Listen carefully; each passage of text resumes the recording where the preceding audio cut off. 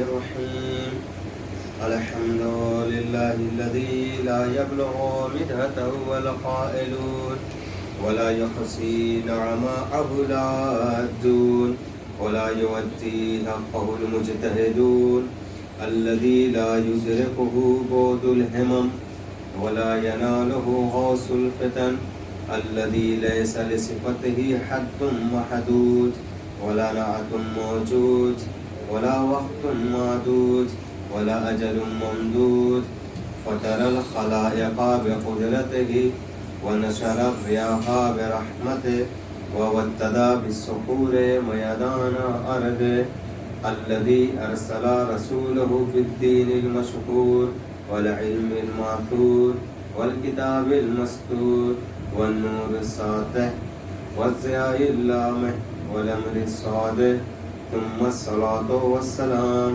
على سيدنا ونبينا وشفيع ذنوبنا إن شاء الله تبارك وتعالى وطبيب قلوبنا مولانا أبي القاسم محمد اللهم صل على محمد وآل محمد صلى الله عليه وآله وسلم وعلى أهل بيته الطيبين الطاهرين المعصومين والمظلومين ولعنة الله على أعدائهم أجمعين من يومنا هذا إلى قيام يوم الدين أما بعد فقد قال الله تبارك وتعالى في القرآن المجيد والفرقان الحميد بسم الله الرحمن الرحيم إنما وليكم الله ورسوله والذين آمنوا الذين يقيمون الصلاة ويؤتون الزكاة وهم راكعون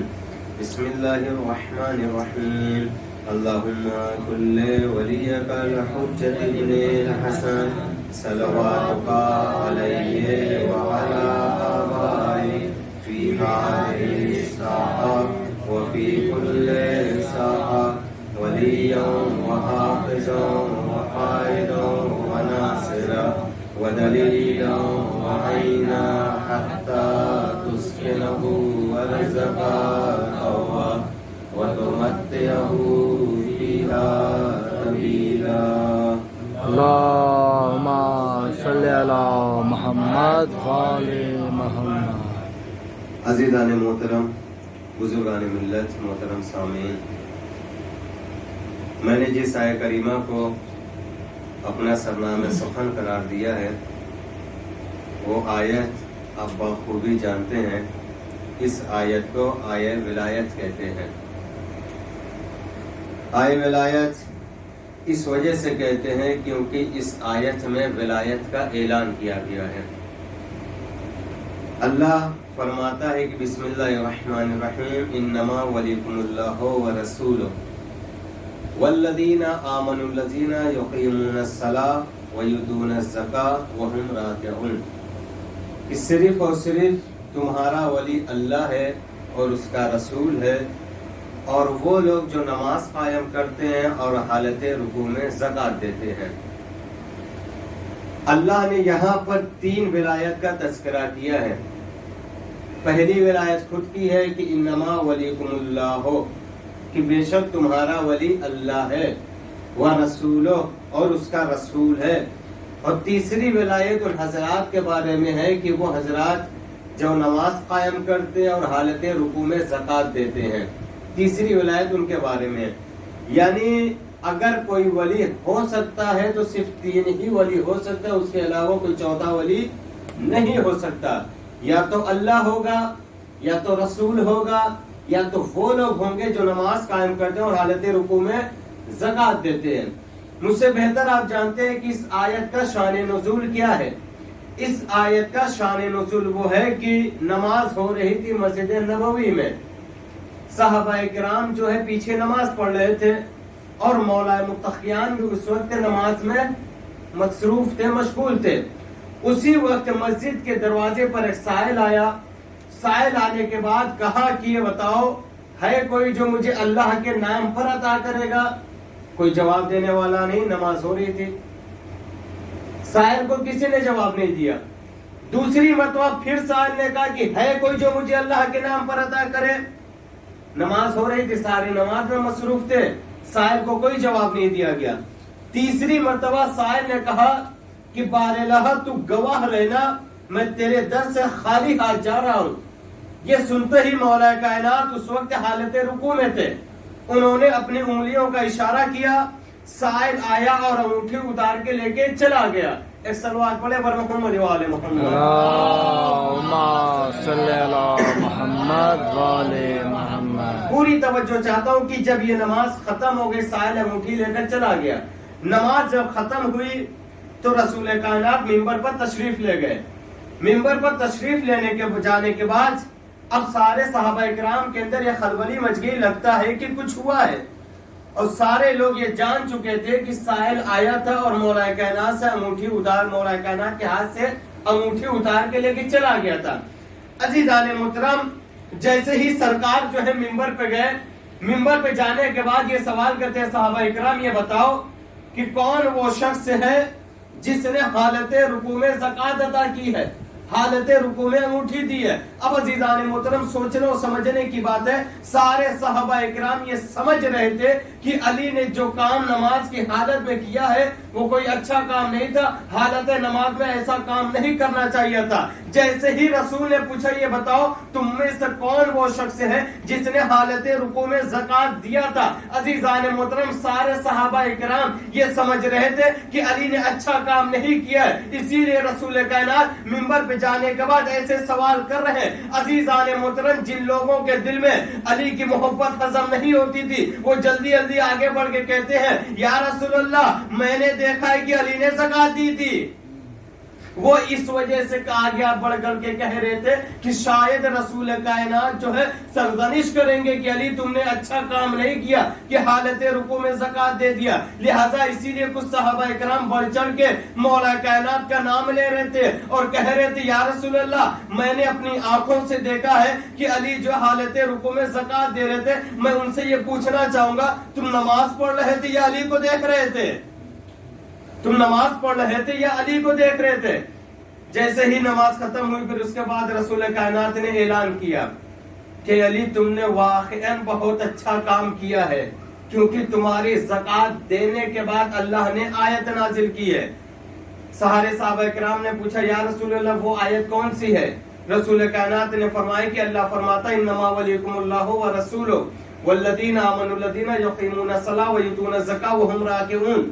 اس زکوٰۃ دینے کے بعد یہ علی آیت نازل ہوئی ہے۔ عزیزان محترم، سارے لوگوں کو پتا چل گیا کہ علی جو ہے ہمارے ولی ہو گئے ہیں، اور علی اگر حالت رکوع میں زکوٰۃ دیں گے تو آیت نازل ہوگی، تو لہٰذا اب کل سے ہم بھی جو ہے حالت رکوع میں زکوٰۃ دینا شروع کر دیں گے۔ ایک صلوات پڑھے پر محمد وآل محمد۔ اللہم صلی علی محمد وآل محمد۔ تو عزیزان محترم، اب جن لوگوں کو یہ پتا چل گیا تھا کہ حالت رکوع میں زکوٰۃ دینے سے آیت نازل ہوتی ہے، تو کچھ لوگوں نے ایک سائل کو، ایک فقیر کو جو ہے کچھ پیسہ دے کر منگوانے کے بعد کہا کہ دیکھو کل سے جب نماز ظہرین ہونے لگے تو تم جو ہے آنا، مجھ سے سوال کرنا، اور میں تمہیں حالت رکوع میں اشارہ کروں گا، تم آنا اور میرے ہاتھ سے انگوٹھی نکال کے لے کے چلے جانا، کہ شاید ہماری شان میں بھی آیت جو ہے نازل ہو جائے۔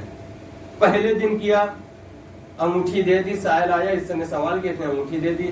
آنے کے بعد کہتے ہیں یا رسول اللہ میں نے آج سائل کو انگوٹھی دی تھی، کیا میری شان میں کوئی آیت نازل ہوئی؟ رسول اللہ نے کہا نہیں۔ دوسرے دن بھی کیا، سائل آیا، انگوٹھی اتار کے لے کے چلا گیا، پھر رسول اللہ سے سوال کیا کیا میری شان میں کوئی آیت نازل ہوئی؟ رسول نے کہا نہیں۔ انہوں نے کم سے کم 40 روز تک ایسا کیا۔ 40 روز کرنے کے بعد کہتے ہیں یا رسول اللہ میری آیت میں میری شان میں آیت نازل ہوئی؟ رسول نے کہا کہ تمہاری شان میں کوئی آیت نازل نہیں ہوئی۔ اب عزیزان محترم، آپ سمجھ رہے ہوں گے کہ وہ بڑے جو ہے مالدار تھے، روزانہ فقیر کو ایک انگوٹھی دیتے تھے اور انہیں بلاتے تھے، 40 روز تک ایک ہی انگوٹھی، ایک ہی فقیر کو انگوٹھی دیتے رہے، تو اس کا مطلب کہ بہت زیادہ مالدار تھے۔ عزیزان محترم، مالدار نہیں تھے، دوپہر میں انگوٹھی لے کے جاتے تھے، شام اس سے لے کے چلے آتے تھے۔ ایک صلوات پڑھے پر محمد وآل محمد۔ اللہم صلی علی محمد وآل محمد۔ کوئی زیادہ مالدار نہیں تھے کہ بہت بڑے جو ہے غنی تھے، بہت زیادہ مالدار تھے کہ روزانہ ایک انگوٹھی فقیر کو دیتے تھے، अजीजान मोहतरम फकीर को अंगूठी नहीं देते थे, दोपहर में फकीर लेके जाता था, शाम उससे वापस ले लेते थे कि भाई लाओ अंगूठी मुझे वापस कर दो, मेरी शान में कोई आयत नहीं नाजिल हुई। तो अजीजान मोहतरम विलायत बहुत ज्यादा अहम है।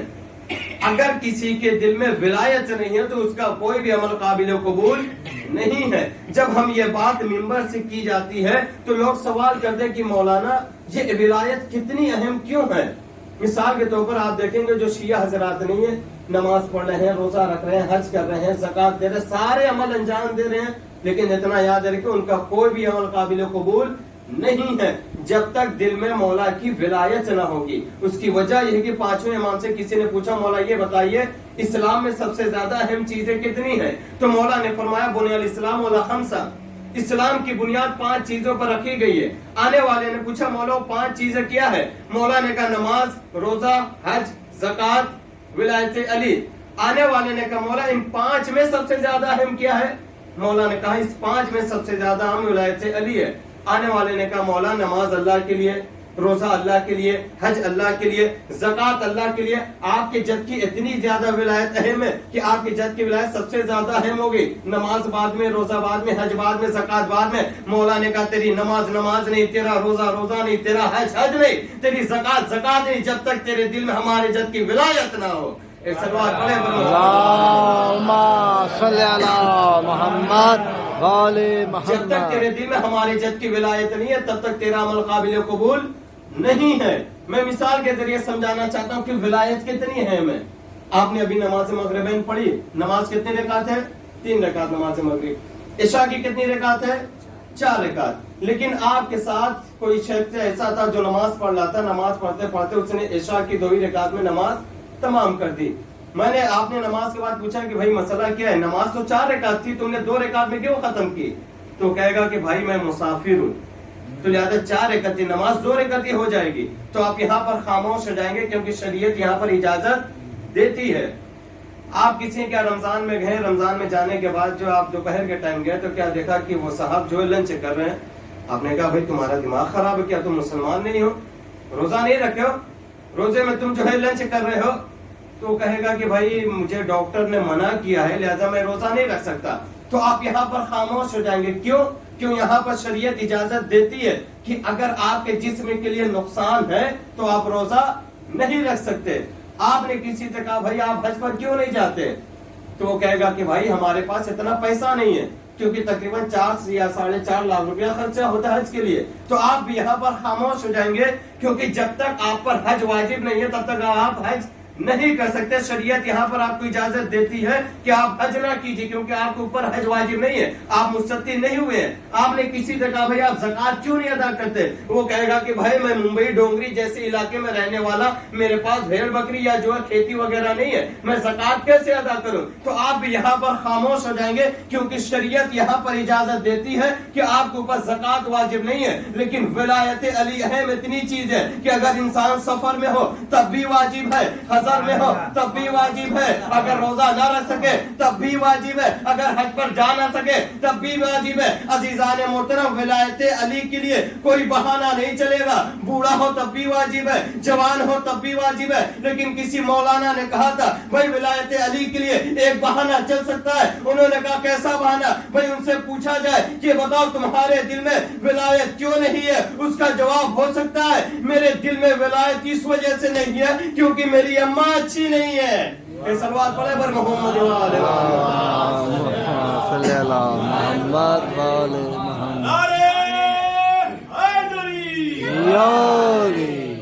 मोहतरम विलायत अली बहुत अहम है। हदीस सरवर आलम का तर्जुमा ठहरी, सबब अली से मोहब्बत का मेरी माँ ठहरी, और नबी अली के वधू कभी अपनी माँ से पूछ कहाँ कहाँ से गुजरी कहाँ कहाँ ठहरी। अज़ीज़ान मोहतरम विलायत अली बहुत अहम है। इसीलिए कहा जाता है ना कि रसूल कायनात की हदीस से कि देखो अली, हर किसी के दिल में विलायत अली नहीं आ सकती, और यही वजह विलायत क्यों अहम है। आज जिस मासूम की विलादत की तारीख हज़रत इमाम अली रज़ा अलैहिस्सलाम,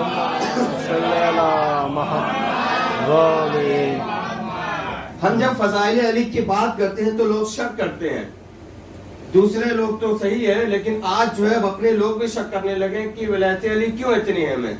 8ویں امام کا زمانہ ہے، 8ویں امام مشہد آ چکے ہیں، اس وقت مولا سے ملنے کے لیے 2 شخص ہیں۔ بہت توجہ چاہتا ہوں ولایت علی کتنی اہم ہے، اگر جس کے دل میں ولایت علی نہ تو پھر اس کا عمل کیا ہوتا ہے۔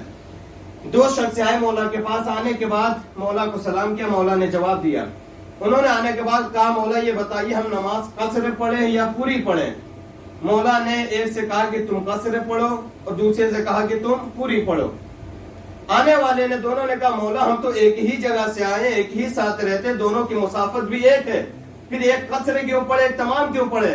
مولا نے کہا کہ دیکھو میں نے جس کو قصر پڑھنے کا حکم دیا ہے وہ مجھ سے ملنے آیا ہے، اور تم کو پوری پڑھنے کا اس وجہ سے حکم دیا ہوں کیونکہ تم مجھ سے ملنے نہیں آئے تھے، میرے دشمن مامون سے ملنے آئے تھے۔ تو عزیزان محترم یہ شریعت میں اجازت ہے، یہ توضیح المسائل ہے، یہاں پر آپ نکال کے دیکھ لیجئے کہ اگر آپ سفر پہ جا رہے ہیں، اگر آپ کا سفر جائز ہے تو نماز قصر ہوگی، لیکن اگر آپ کا سفر حرام ہوگا تو پھر نماز قصر ہونے والی نہیں ہے۔ ایک صلوات پڑھے پر محمد وآل محمد۔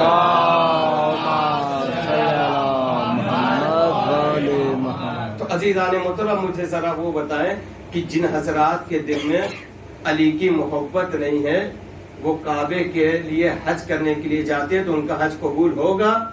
عزیزان محترم وہ حج نہیں ہوگا، بس ایک سمجھ لیجئے کہ ایک طرح کی تفریح کرنے گئے، وہ تفریح میں وہ کیا کرتے ہیں کہ نماز پڑھتے ہیں اور 7 چکر لگا لیتے ہیں خانہ کعبہ کا۔ تو عزیزان محترم ولایت بہت اہم ہے۔ اس روشن فکری کے زمانے میں، ایسے زمانے میں آپ کو جو اس بات سے بھڑکایا جائے گا کہ آپ ولایت کی بات نہ کریں، نماز روزہ کی بات کریں، ممبر سے نماز روزے کی بھی بات کریں، لیکن ولایت کی بھی بات ہونا بہت اہم ہے، کیونکہ ولایت ہی ایک ایسی چیز ہے جو ہم کو جنت تک پہنچا سکتی ہے۔ ورنہ اگر ہمارے دل میں ولایت نہیں ہوئی تو پھر ہمارا کوئی بھی عمل قابل قبول نہیں ہے۔ آج 8ویں امام کی ولادت کی تاریخ ہے۔ 8ویں امام کی بہت ہی مشہور و معروف حدیث ہے، جس حدیث کو سلسلۃ الذہب کہتے ہیں۔ سلسلۃ الذہب اس وجہ سے کہتے ہیں کیونکہ اس کا سلسلہ جو ہے 8ویں امام سے ڈائریکٹ اللہ تک جاتا ہے، اور یہ حدیث قدسی ہے۔ آپ ماشاءاللہ تقریباً نیشاپور گئے ہوں گے زیارت کے لیے، تو مولا جب نیشاپور پہنچے تھے تو اس وقت وہاں پر 10,000 محدثین تھے۔ محدثین اس کو کہتے ہیں جو حدیثوں کو لکھتے ہیں، لیکن ان میں سے زیادہ تر جو ہے غیر شیعہ تھے۔ جب لوگوں کو پتا چلا کہ 8ویں امام آ رہے ہیں، لوگوں کو جب یہ پتا چلا کہ رسول کائنات کی نسل سے کوئی آ رہا ہے تو لوگوں کے دل میں یہ شوق ہوا کہ ہم ان کی زیارت کریں، اور مامون اتنا زیادہ چالاک تھا کہ مولا کو اس راستے سے بلایا تھا جس راستے میں زیادہ شیعوں کا گڑھ نہیں تھا، کیونکہ مامون نے پہلے مولا سے جو لوگ لینے گئے تھے وہ لوگ ڈائریکٹ مدینے سے کوفہ لے کر نہیں آئے، کیونکہ کوفہ میں بہت زیادہ شیعہ تھے، تو لینے کے لیے جو ہے وہ لوگ مدینے سے بصرہ لے کر آئے، بصرہ سے ہوتے ہوئے خراسان لے کر آئے تھے، یعنی ایسے راستوں کا چناؤ کیا گیا تھا کہ جہاں پہ شیعوں کا کوئی علاقہ نہ پڑے۔ اور مامون نے تو یہاں تک بھی قید لگا دی تھی مولا پر کہ مولا پر جو ہے مولا کو گھوڑے پر نہیں لایا گیا بلکہ مولا کو محمل میں لایا گیا، اور محمل کے چاروں طرف جو ہے پردہ ڈال دیا گیا تاکہ کوئی بھی امام رضا کی زیارت نہ کر سکے۔ یہی وجہ تھی کہ جب مامون نے اپنے صحابی سے، اپنے وزیر سے پوچھا تھا یہ بتاؤ میری حکومت کو کتنے لوگوں سے خطرہ ہو سکتا ہے، تو اس نے کہا 3 لوگوں سے خطرہ ہو سکتا ہے، ان میں سے ایک آپ کا بھائی ہے، اور ان میں سے ایک آپ کا باپ تھا، اور تیسرے جو ہیں علی رضا ہیں۔ کہ یہ علی رضا کون ہے؟ کہ مدینے میں رہتے ہیں۔ کہ وہ کیسے ہیں؟ تو اس کے وزیر نے کہا تھا کہ وہ ایسے ہیں کہ اگر کوئی انہیں ایک بار دیکھ لیتا ہے تو پھر انہی کا ہو جاتا ہے۔ اسی لیے مامون نے کہا تھا کہ ان کو جو ہے محمل کے چاروں طرف پردے میں ڈال کر لا۔ عزیزان محترم جب یہ مولا کی سواری نیشاپور پہنچی تو محدثین جو ہے قلم اور دوال لے کر کھڑے ہو گئے۔ کھڑے ہونے کے بعد کہتے ہیں کہ یا ابن رسول اللہ، آپ رسول کائنات کے نسل سے ہیں تو ہمیں کوئی نہ کوئی حدیث جو ہے رسول کائنات کی بتائیے، دیکھیے ولایت کتنی اہم ہے۔ تو مولا رضا نے اپنے محمل کا پردہ اٹھایا، ہٹانے کے بعد کہا کہ کلمۃ لا الہ الا اللہ حسنی فمن دخل حسنی امین امین عذابی۔ عزیزان محترم اسی حدیث کو حدیث سلسلۃ الذہب کہتے ہیں۔ مولا نے فرمایا کہ کلمہ لا الہ الا اللہ ایک قلعہ ہے، جو بھی اس قلعے میں داخل ہو جائے گا وہ میرے عذاب سے محفوظ رہ جائے گا۔ اتنا کہنے کے بعد مولا نے محمل کا پردہ پیک کر دیا۔ اب سب کے ذہن میں یہ سوال بیٹھ گیا کہ مولا نے کیا فرما دیا کہ جو بھی لا الہ الا اللہ کہے گا وہ فوراً جنت میں چلا جائے گا؟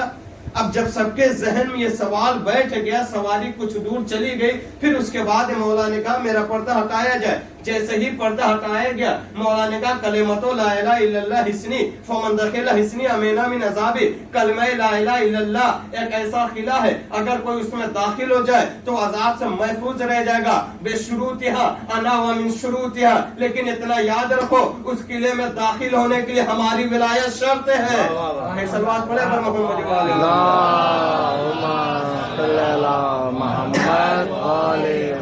اس قلعے میں کوئی انسان ایسے نہیں داخل ہو سکتا، اس قلعے میں داخل ہونے کے لیے ہماری ولایت شرط ہے۔ تو عزیزان محترم کلمہ لا الہ الا اللہ اگر آپ پڑھ رہے ہیں دل میں ولایت ہونی چاہیے، اگر دل میں ولایت نہیں ہے تو پھر کلمہ لا الہ الا اللہ کوئی کام دینے والا نہیں ہے۔ میں ایک اور مثال دے دوں کہ سوال کرتے ہیں، ابھی میں نے کہیں کھوجا مسجد میں مجلس پڑھی تھی تو میں نے کہا تھا کہ دیکھیے جو حضرات بھی جو بھی عمل انجام دیتے ہیں اگر ان کے دل میں ولایت نہیں ہے تو پھر ان کا کوئی بھی عمل قابل قبول نہیں ہے۔ تو انہوں نے مجھ سے یہی سوال کیا، مولانا میں نے دیکھا ہے کہ جو حضرات غیر شیعہ رہتے ہیں وہ تقریباً جو ہے رمضان میں رات بھر نمازیں پڑھتے ہیں، رات بھر جو ہے سجدے میں کی جاتے ہیں، روزہ رکھتے ہیں، حج کرتے ہیں، زکوٰۃ دیتے ہیں، اتنا سب کچھ دین اسلام پر قربان کرتے ہیں، مولانا یہ بتائے ان کا کوئی بھی عمل قابل قبول نہیں ہے اگر دل میں علی کی ولایت نہیں ہے۔ میں نے کہا کوئی بھی عمل قابل قبول نہیں ہے اگر دل میں ولایت سے اہل بیت سے نہیں ہے۔ انہوں نے کہا کوئی مثال دیجئے۔ میں نے کہا شیطان سے بڑی کیا مثال ہو سکتی ہے؟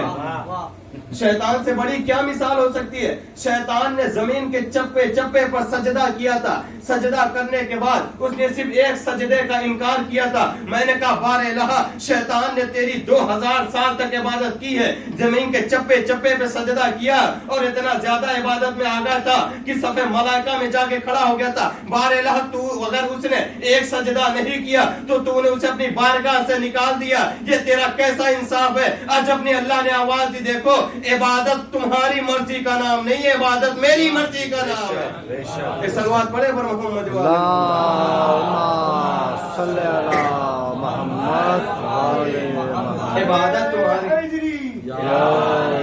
عبادت تمہاری مرضی کا نام نہیں ہے، عبادت میری مرضی کا نام ہے۔ اگر اللہ چاہتا ہے کہ عبادت جو ہے ولایت اہل بیت کے ساتھ ہو تو پھر وہ عبادت اہل بیت کے ساتھ ہی ہونی چاہیے، اگر اہل بیت کی ولایت کے بغیر ہے تو پھر عمل قابل قبول نہیں ہے۔ تو عزیزان محترم انہی اماموں میں سے آج 8ویں امام کی ولادت کی تاریخ ہے، پوری زندگی امام کی آپ کے سامنے رکھ دی گئی ہے۔ آج لوگ ایک سوال کرتے ہیں، بہر کے یہ سوال ہونا بھی چاہیے کہ امام نے مامون کی ولی عہدی کو کیوں قبول کیا تھا؟ لوگ سوال کرتے ہیں، غیر تو غیر اپنے بھی سوال کرتے ہیں، ان کو معلوم یہ نہیں کہ اگر امام کچھ بھی کہہ دے تو وہ ہمارے لیے حجت ہے، لیکن پھر بھی لوگ کچھ جو ہے شک کرنے لگے ہیں کہ امام نے مامون کی ولی عہدی کو کیوں قبول کیا تھا۔ عزیزان محترم پوری تاریخ کا جب آپ مطالعہ کریں گے تو آپ کو پتہ چلے گا مولا کے زمانے میں 3 بادشاہ گزرے تھے۔ پہلا ہارون رشید تھا جو 7ویں امام کا قاتل تھا، پھر اس کے بعد جو ہے یمین تھا، یمین کی حکومت 5 سال رہی، پھر اس کے بعد جو ہے مامون آیا۔ مامون کا دور ایسا تھا کہ اس وقت جو ہے بنی عباس جو ہے اب حکومت کے خواستگار ہو گئے تھے، یعنی وہ چاہتے تھے کہ حکومت ہمارے ہاتھ میں آ جائے، تو وہ لوگ جو ہے جس چیز کو ڈھال بنا رہے تھے وہ ڈھال تھی اہل بیت کی، کہ بنی عباس کہتے تھے کہ ہم اہل بیت کے لیے جنگ کرنا چاہتے ہیں، ہم اہل بیت کے لیے جو ہے حکومت کرنا چاہتے ہیں، ہم چاہتے ہیں کہ حکومت جو اہل بیت کے ہاتھ میں آ جائے۔ تو اس وقت مامون نے یہ سوچا کہ اگر بنی عباس ایسا کریں گے تو پھر یہ حکومت میرے ہاتھ سے چلی جائے گی، تو اسی لیے اس نے یہ طے کیا کہ کیوں ہم جو ہے امام رضا کو یہاں پر بلائے کہ ان کو اپنا ولی عہد بنا دیں۔ امام آئے اور تاریخ میں یہ بات ہے، بحر الانوار کی 5ویں جلد جو ہے اٹھا کے دیکھ لیجیے، پورے ابواب جو ہے مولا رضا سے بھرے ہوئے ہیں کہ مولا نے ولی عہدی جب ان کے سامنے پیش کی گئی تو مولا نے کہا کہ میں اس کو قبول نہیں کروں گا۔ پہلے تو اس نے ولی عہد کا یہ پیشکش نہیں کی، پہلے تو مامون نے یہی کہا کہ آپ کو جو ہے میں اپنا جانشین بنا دیتا ہوں، آپ ہی کو خلیفہ مقرر کر دیتا ہوں۔ مولا نے کہا میں اسے قبول نہیں کرتا۔ پھر اس کے بعد جو اس نے کہا نہیں آپ کو قبول کرنا ہی پڑے گا، مولا انکار کرتے رہے، تو اس نے دھمکی کے لہجے میں کہا کہ علی ابن موسیٰ رضا یا تو آپ قبول کیجئے ورنہ پھر ہم آپ کو قتل کر دیں گے۔ جب اس نے قتل کی بات کی تو مولا نے کہا ٹھیک ہے میں قبول کر رہا ہوں لیکن کچھ شرطوں کے ساتھ۔ کہا کیسی شرط ہے؟ کہا میری شرط یہ ہے کہ میرے اختیار اتنا بھی نہیں ہوگا میں کسی کو معزول کر سکوں یا کسی کو معین کر سکوں۔ اس نے کہا ٹھیک ہے۔ وہ صرف جو ہے سامنے لا کے مولا کو کھڑا کیا تھا کہ بھئی ہمارے حکومت میں علی رضا جو ہے ولی عہد ہے، لہذا ہماری حکومت جو ہے اہل بیت کے لیے ہے۔ تو عزیزان محترم مولا نے پہلے انکار کیا تھا، انکار کرنے کے بعد کسی نے آگے سوال بھی کیا تھا، مولا یہ بتائیے آپ تو کہتے ہیں حکومت آپ کو چاہیے نہیں، اہل بیت تو یہی کہتے ہیں کہ حکومت ہمیں نہیں چاہیے، لیکن پھر نے آپ جو ہے ولی عہدی کو کیوں قبول کیا؟ تو مولا نے کہا میں قبول نہیں کرنا چاہتا تھا، تم ذرا جو ہے جناب یوسف کا واقعہ پڑھو کہ جناب یوسف جو ہے مصر میں تھے، لیکن مصر کے گورنر بھی بنے تھے وہ اور حاکم بھی تھے، تو کیا ان کا حاکم بننا غیر اللہ تھا، یعنی غیر اللہ کے لیے تھا؟ کہانی ان کا حاکم اس وجہ سے تھا کیونکہ اس وقت زمانہ ایسا تھا، ماحول ایسا تھا کہ اگر وہ حکومت قبول نہ کرتے تو دعوت اسلام جو ہے لوگوں تک نہیں پہنچا سکتے۔ امام رضا نے کہا کہ میرے بھی قبول کرنے کا یہی مقصد ہے کہ میں نے اس وجہ سے قبول کیا تاکہ میں رہتے ہوئے لوگوں تک دین اسلام پہنچاؤں۔ اور عزیزان محترم جب امام رضا نے ولی عہدی کو قبول کیا، امام رضا ہی کے زمانے میں نہ جانے کہاں کہاں سے لوگ آتے تھے امام سے جو ہے مناظرہ کرنے، اور مولا جو ہے سب کے سوالوں کا جواب دیتے تھے۔ اسی میں سے خراسان کا ایک بہت بڑا عالم دین تھا جس کا نام تھا سلیمان مزوری۔ سلیمان مزوری اپنے آپ کو سب سے بڑا جو ہے بادشاہ کا سب سے بڑا عالم کہتا تھا۔ مامون نے جب اس کو بلایا کہ تم کو جو ہے مناظرہ کرنا ہے، عزیزان محترم بہت اہم چیز ہے یہ عقیدہ جو ہے شاید بہت سے لوگوں تک پہنچتا ہو یا بہت سے لوگوں تک نہیں پہنچتا ہو۔ اس نے مامون نے ان کو بلایا، بلانے کے بعد کہا کہ دیکھو تم کو مناظرہ کرنا ہے۔ اس نے کہا ٹھیک ہے میں مناظرہ کرنے کے لیے تیار ہوں۔ تو کہا کس سے مناظرہ کرنا ہے؟ کہا علی ابن موسیٰ رضا سے۔ کہا ٹھیک ہے۔ تو اس نے کہا کہ آپ یہ کام کیجئے گا کہ جب ان سے میرا مناظرہ ہو تو ان کو میرے ساتھ اکیلے میں ملاقات کرائیے گا۔ تو مامون نے پوچھا اکیلے میں کیوں؟ تو اس کے اندر اتنا زیادہ کانفیڈنس ہے، اس نے کہا کہ اگر میں اس کو ہرا دیا تو جو لوگ رہیں گے تو ان کے سامنے شرمندہ ہو جائے گا وہ، تو لہٰذا میں نہیں چاہتا کہ کسی کی شرمندگی سب کے سامنے آئے۔ مامون نے کہا ایک مرتبہ تم مناظرہ کر کے تو دیکھو، پہلے بھرے دربار ہی میں مناظرہ ہوگا۔ تو عزیزان محترم اس کے اندر یہ کیفیت تھی کہ وہ سارا علم جانتا تھا سلیمان، لیکن وہ ایک بات کا عقیدہ نہیں رکھتا تھا، اس کے اندر یہ عقیدہ نہیں تھا کہ اللہ کے ہاں بدا بھی ہو سکتا ہے۔ میں اس کی وضاحت کر دوں کہ بدا کہتے کس کو ہے، اور یہ بدا جو ہے شیعوں کے بہت زیادہ اہم عقیدہ ہے۔ ہر انسان کے دل میں یہ عقیدہ ضرور ہونا چاہیے اللہ کے لیے کہ اللہ کے ہاں بدا بھی پایا جاتا ہے۔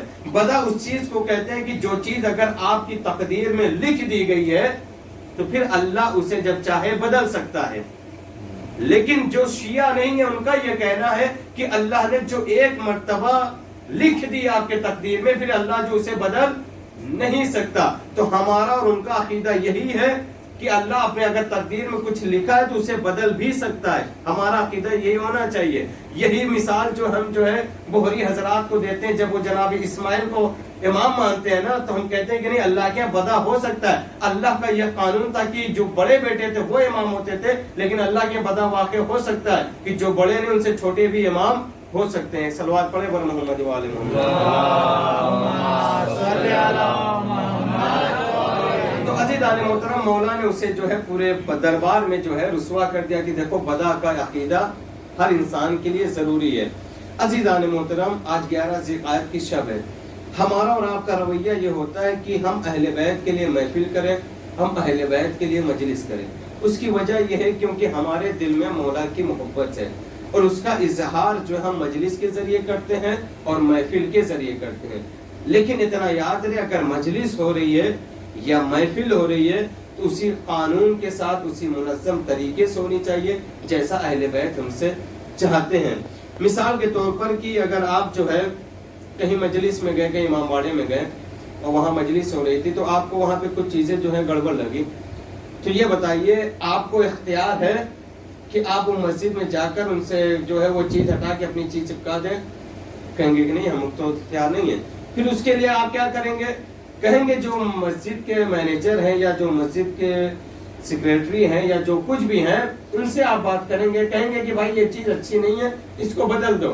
آپ صرف وہاں پر رائے دے سکتے، اپنا عمل انجام نہیں دے سکتے۔ کیوں؟ کیونکہ مسجد تو ہے اللہ کا گھر، لیکن اس وقت آپ کے اختیار میں نہیں ہے، تو آپ کا اختیار وہیں پہ چلے گا جہاں آپ کی میراث ہو۔ میری بات سمجھ میں آ رہی ہے نا؟ تو لہٰذا ہر وہ چیز اس طریقے سے کی جائے گی۔ آپ اگر کچھ بھی کرنا چاہتے ہیں اہل بیت کے لیے، دیکھیے ہر چیز کرنا اہل بیت کے لیے صحیح ہے۔ آپ اگر محبت دکھانا چاہتے ہیں تو اس طریقے سے محبت دکھائیے کہ کسی کو پتا بھی نہ چلو اور وہ کام بھی ہو جائے۔ اگر واقعی آپ محبت دکھانا چاہتے ہیں. اور دوسری بات آپ کے سامنے یہ عرض کرنی تھی کہ کووڈ-19 کا زمانہ چل رہا ہے. الحمدللہ ہمارے پاس اتنا موقع تو کم سے کم یہاں پر بیٹھ کے محفل تو برپا کر سکتے ہیں. ورنہ ممبئی والوں سے جا کے پوچھئے, ڈونگری والوں سے, کہیں بھی ان کی اتنی بھی اجازت نہیں ہے کہ وہ محفل بھی کر سکے کسی مسجد میں, یا اگر کرنا ہے تو اپنے گھر میں کریں. اگر آپ اپنے گھر میں کر رہے ہیں تو بھی کوئی مسئلہ ہونے والا نہیں ہے. تو وہاں پر جو ہے پرشاسن جو آپ کو اجازت دے دے گا کہ آپ اپنے گھر میں کر سکتے ہیں, کیونکہ آپ اگر اپنی بلڈنگ والے جمع ہو جا رہے ہیں تو کر سکتے ہیں.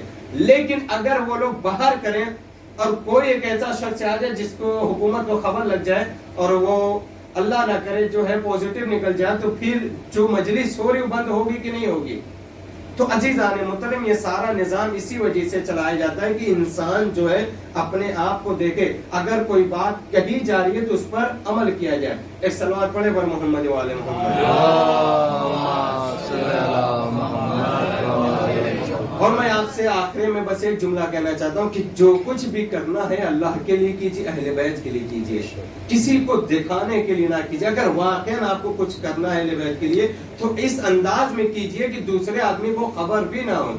یہی وجہ ہے کہ اگر آپ انسان کے لیے کریں گے تو پھر وہ چیز کچھ دیر میں ظاہر ہونے کی, پھر اس کے بعد برباد ہو جائے گی.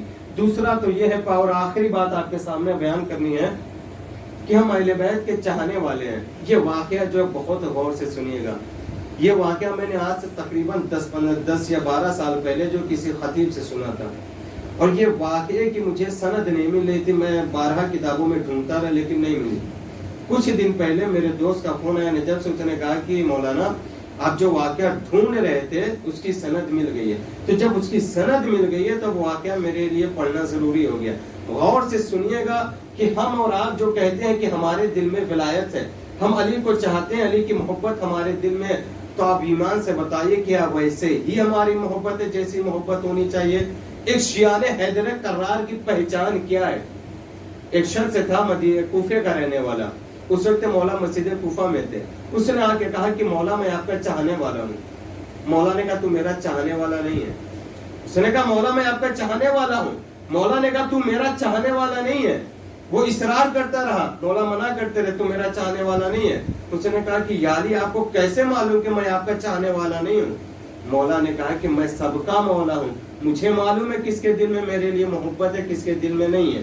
اس نے کہا یا علی تو یہ بتا دیجئے کہ آپ کا چاہنے والا ہوتا کیسا ہے, آپ کے چاہنے والوں کی پہچان کیا. پوری توجہ چاہتا ہوں. مولا نے کہا اگر تو میرے چاہنے والوں کو دیکھنا چاہتا ہے تو اپنی آنکھ کو بند کر. اس نے اپنی آنکھ کو بند کیا, جیسے ہی بند کیا مولا نے کہا کھول.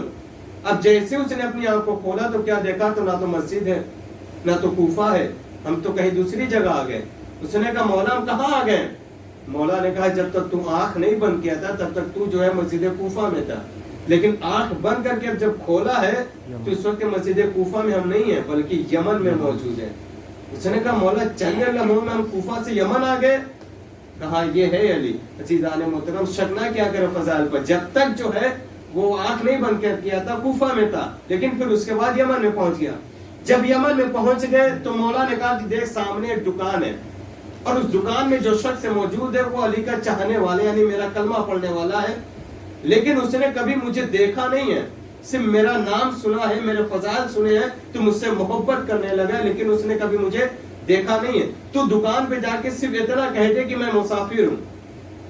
اب یہ شخص آیا دکان پہ جانے کے بعد کہتا ہے سلام کرنے کے بعد کہا کہ بھائی میں مسافر ہوں. اس نے کہا واقعا تم مسافر ہو. اس نے کہا میں مسافر ہوں. اچھا یہ بتاؤ جب مسافر ہو تو کہاں سے آئے ہو. کہا میں جو ہے کوفے سے آیا ہوں. عزیزان محترم شیعہ حضرت کرار کی پہچان, اس نے دیکھا نہیں ہے مولا کو کبھی, صرف مولا کے فضائل سنے, دل میں محبت ہے. جیسے ہی کوفے کا نام آنا تھا وہ دکان سے باہر آیا. کہ تم اسی جگہ سے آئے ہو جہاں میرا مولا علی رہتا ہے. کہا میں اسی جگہ سے آیا ہوں جہاں پہ آپ کے مولا علی رہتے ہیں. اچھا یہ بتاؤ کیا تم نے اپنی آنکھوں سے کبھی میرے مولا کا دیدار کیا ہے. اس نے کہا کہنے کی بات ہے, پوچھنے کی بات ہے, میں روزانہ دیکھتا رہتا ہوں, صبح بھی شام بھی. جیسے یہ کہنا تھا کہ میں نے اپنی آنکھوں سے دیدار کیا تھا, فوراً اس کی آنکھوں کا بوسہ لے لیا. کہ تم نے اسی آنکھوں سے میرے مولا کا دیدار کیا تھا. کہا میں اسی آنکھوں سے مولا کا دیدار کیا تھا. کہ کبھی مسافر بھی کیے ہو. کہ میں روزانہ مسافر کرتا ہوں. فوراً اس کے ہاتھوں کا بوسہ لیا. بوسہ لینے کے بعد کہا کہ ہاں اگر تم نے واقعا علی کے ہاتھ کا بوسہ لیا وہ مسافر ہے تو یہ تمہارا ہاتھ جو ہے غصے کے لائق ہے۔ عزیزان محترم بات چیت ہو رہی تو اس نے کہا کہ دیکھو تم یمن سے کوفہ آئے ہو اور تم علی کے چاہنے والے ہو، تو میں تو تمہیں ایسے جانے نہیں دوں گا جب تک تم میرے مہمان نہیں بنو گے۔ عزیزان محترم پہلے عرب کا یہ ماحول تھا کہ جب کوئی آتا تھا کہیں سے تو 3 روز تک جو اسے مہمان رکھتے تھے، 3 روز کے بعد اس سے پوچھتے تھے بتاؤ یہاں پر کیوں آئے ہو۔ لیکن اب ہمارا کیا پیشہ ہے، ہمارا کیا ہے کہ ہم بالکل جو ہے بدل گئے ہیں۔ بندہ آتا ہی ہے تو اس سے پوچھتے ہیں کب جاؤ گے، ابھی ٹھیک سے آیا بھی نہیں اس سے پوچھنے لگے کب جاؤ گے۔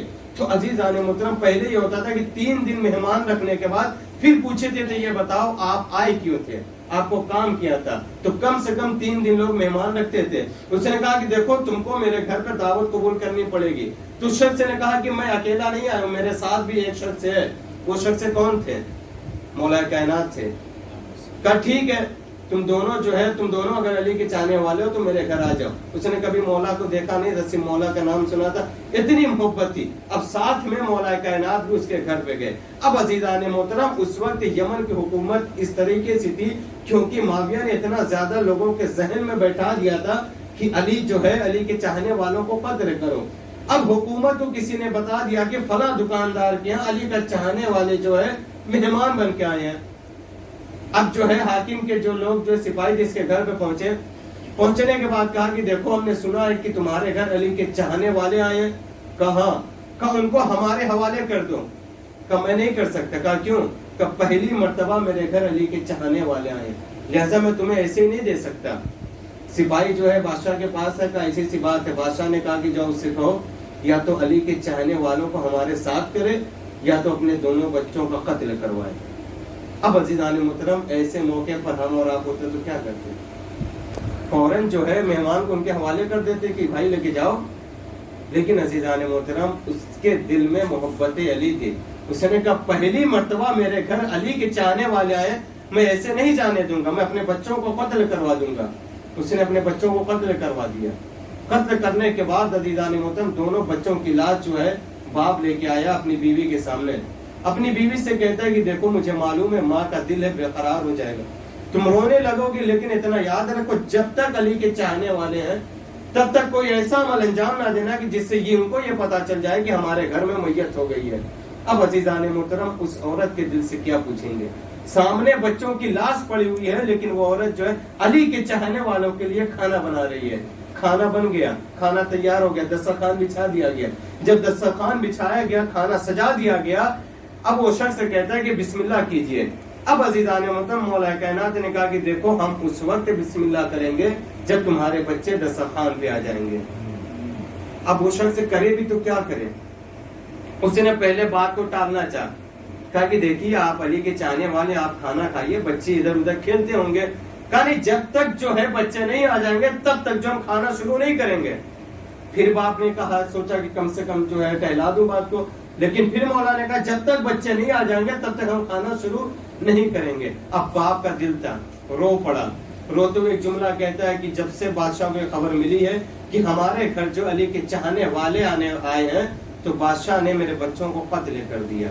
اب عزیزان محترم جو شخص تھا اب اس سے برداشت نہیں ہوا، اس کو سمجھ میں آ گیا کہ علی کے چاہنے والے کیسے ہوتے۔ وہ فوراً بول پڑا، بولنے کے بعد کہتا ہے کہ علی میں سمجھ گیا آپ کے چاہنے والے کیسے ہوتے ہیں۔ اب یہ دکاندار کہتا ہے کہ کون علی ہے؟ وہ شخص کہتا ہے جو میرے سامنے تمہارے سامنے بیٹھے وہ کوئی اور نہیں، تمہارے آقا مولا علی ہیں۔ یہ کہتے ہی دکاندار قدموں میں گر گیا، گر کے کہتا ہے کہ مولا میں بہت مجبور تھا، پہلی مرتبہ میرے گھر کوئی آیا تھا لہذا میں نے اپنے بچوں کا قتل کروا دیا، لیکن آپ لوگوں کی جان کا سودا نہیں کیا۔ عزیزان محترم وہ شخص رونے لگا، روتے ہوئے ایک جملہ کہتا ہے مولا آپ ہی ہمارے آقا ہیں، آپ ہی ہمارے مولا ہیں۔ مولا نے کہا ذرا جاؤ اپنے بچوں کو بلا کے لاؤ۔ اب عزیزان محترم دیکھیے مولا کائنات کی بھی فضیلت کیا ہے۔ اب عزیزان محترم مولا کائنات نے کہا جاؤ اپنے بچوں کو بلا کے لاؤ۔ اب جب دونوں بچوں کو بلا کے لایا گیا، مولا نے 2 رکعت نماز پڑھی۔ 2 رکعت نماز پڑھنے کے بعد دونوں بچوں سے کہا قم باذنی، اٹھ جا میرے حکم سے۔ فوراً دونوں بچے زندہ ہو گئے۔ بچوں کا زندہ ہونا تھا، باپ نے بچوں سے کہا اے میرے بچوں دیکھو یہی میرے آقا ہے, یہی میرے مولا ہے, انہیں سلام کرو. لیکن بچے جو ہے مولا کائنات کے چہرے کی طرف دیکھ رہے ہیں, سلام نہیں کر رہے ہیں. باپ کہتا ہے بیٹا سلام کرو, یہی ہمارے آقا ہے, یہی ہمارے مولا ہے. بیٹے سلام نہیں کرتے, صرف چہرے کی طرف دیکھ کے چلے جا رہے ہیں. باپ جو ہے غصے میں کہتے ہیں ہمارے بچوں تم کو کیا ہو گیا, ارے یہی میرے آقا ہے, یہی میرے مولا ہے, انہیں سلام کرو. عزیزان محترم بچوں نے کہا اے بابا جان ہم کیسے سلام کریں, ہم نے تو انہیں بھی آسمان پہ دیکھا تو یہ زمین پہ آ گئے. ایک صلوات پڑھے پر محمد و آل محمد.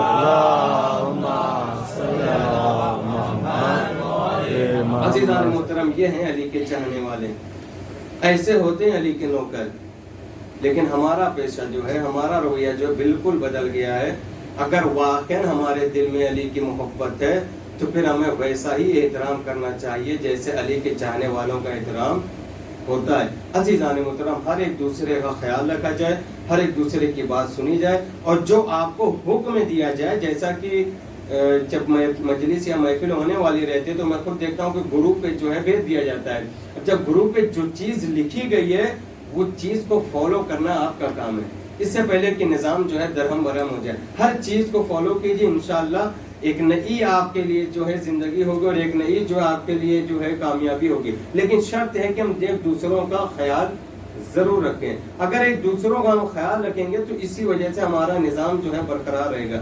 اگر ہم نے آپ کی بات کو اگنور کیا تو پھر وہ بھی آپ کی بات کو اگنور کریں گے. تو ایسے معاملے میں جو پھر ایک طرف جو صرف اختلاف ہی ہوگا, آپس میں محبت کبھی نہیں ہو سکتی. اگر آپس میں محبت رکھنا چاہتے ہیں تو ایک دوسرے کی بات کو ضرور سنیں.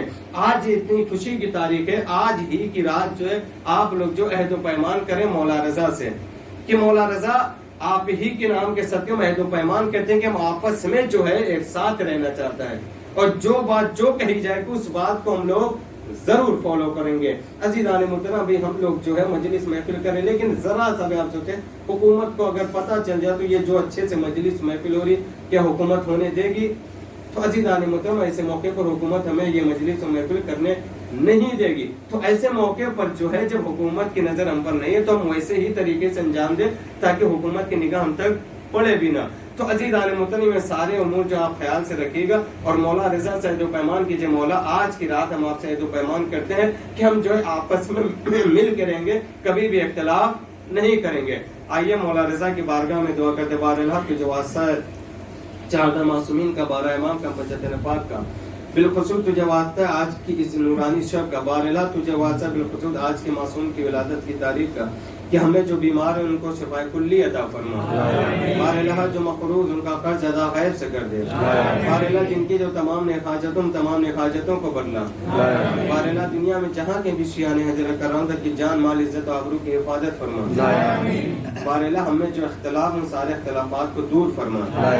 بار الہ ہمیں نظام کو برقرار رکھنے کی توفیق عطا فرما. بار الہ ہمیں ایک دوسرے کا خیال رکھنے کی توفیق عطا فرما. بار الہ ہم سب کو ایک ساتھ ایک جمع ایک ہم فکر رکھ. بار الہ دنیا میں جہاں کے بھی شیعان حضرت کرام کی جان مال عزت و آبرو کی حفاظت فرما. بار الہ امام حسن علی کے ظہور میں تعجیل فرما. ان کے مخلص غلاموں میں شمار فرما. ربنا تقبل منا انک انت السمیع الدعاء. بسم اللہ الرحمن الرحیم. ان اللہ وملائکتہ یصلون علی النبی یا ایھا الذین آمنوا صلوا علیہ وسلموا تسلیما.